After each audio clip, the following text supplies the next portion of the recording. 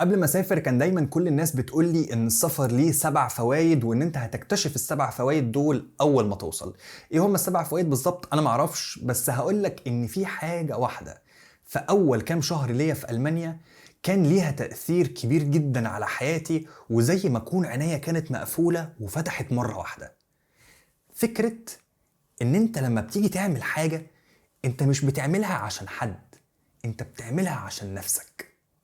تعال اشرح لك. بسم الله. انت لما بتبقى قاعد في مصر ولا في اي مكان في الوطن العربي وما بتشربش مخدرات، ما بتعملش حاجة حرام، فغالبا انت ما بتعملش الحاجة الحرام دي. طبعا المفروض في الاول وفي الاخر عشان ربنا، بس مش دايما ده اللي بيحصل. ساعات بيبقى ان في صحابك حواليك هيستهجنوا عليك الحاجة الحرام دي، فانت ما بتعملهاش عشان الناس، مش بتعملها عشان ربنا. وما بتبقاش عارف الفرق ده قوي طول ما انت موجود في مصر، لان طول ما انت حواليك ناس ما بتشربش خمره، ما بتعملش حاجه حرام والى اخره من المحرمات يعني، انت بتبقى حاسس انك انت ايه، انا كويس يعني، انا ما بعملش حاجه غلط. بس لما بتسافر المانيا او بتسافر بره، بتبدا تركز في حقيقه غريبه جدا. انا في ايدي اعمل الغلط ومفيش اي حد يعرفني. انا لو زنيت النهارده محدش يعرف ان انا زنيت. انا لو شربت خمره محدش يعرف ان انا شربت خمره، لان انا مفيش اي حد يعرفني في البلد دي اصلا. مفيش حد يقول لي ده صح ولا ده غلط. وتبدا ساعتها تتحط في اختبارات تقيس بيها مدى صلاحك الداخلي. انت فعلا شخص صالح ولا انت شخص صالح عشان في ناس حواليك صالحين؟ فمن التحديات اللي هتواجهها انك هتلاقي ان كل الناس بتشرب الخمره، كل الناس تشرب البيره. بيره عامله زي البيبسي، فانت بتبدا تفكر طب انا بشرب بيبسي في مصر، طب ما اشرب بيره في المانيا، بس ده حرام وده حلال.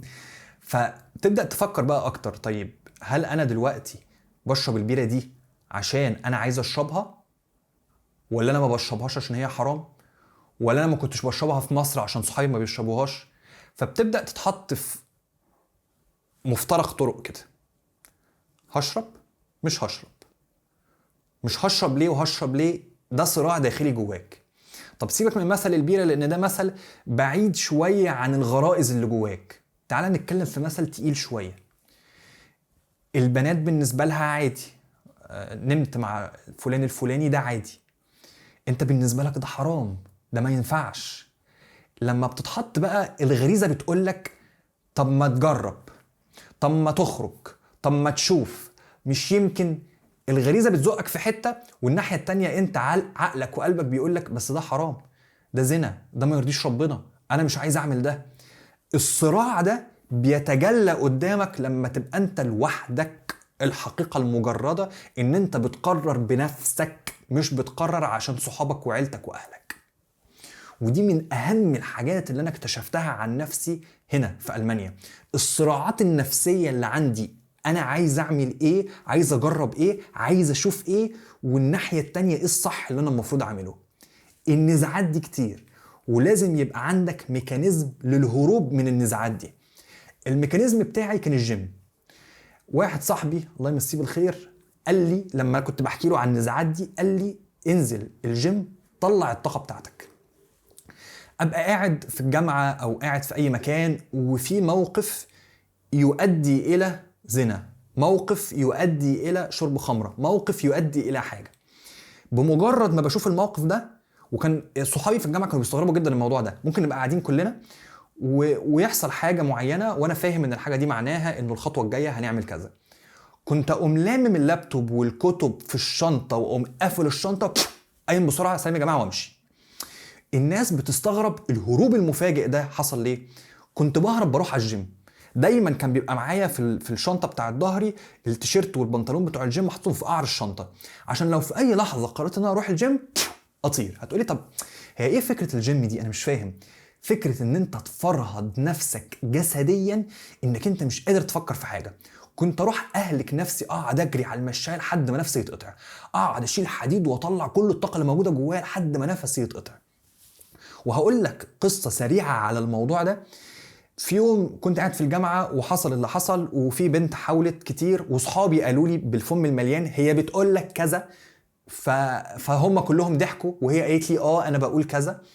فانا قمت لميت الحاجات في الشنطه سلام ومشيت، ورحت الجيم. هلكت نفسي، ما بقيت خارج من الجيم رجليا وايديا بيرعشوا كده. وركبت القطر الترام وانا مروح وقاعد بقى في الترام، وفجأة ان نفس البنت ركبت معايا الترام.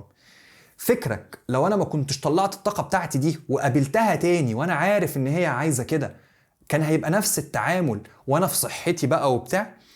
فانا مفرهد، فهي بقى جايه وانا اصلا هيغمى عليا عايز انام، فانا تجاهلتها تماما ولا كانها موجوده لحد ما وصلت، طلعت استحميت دخلت نمت. اللي عايز اوصله لك انك انت هتتحط في صراعات نفسيه، ميكانيزم الهروب بتاعك يكون الرياضه، يكون المسجد، يكون صحاب كويسين، يبقى فيه ميكانيزم هروب عشان لما الشيطان يجي يوزك تعرف تهرب.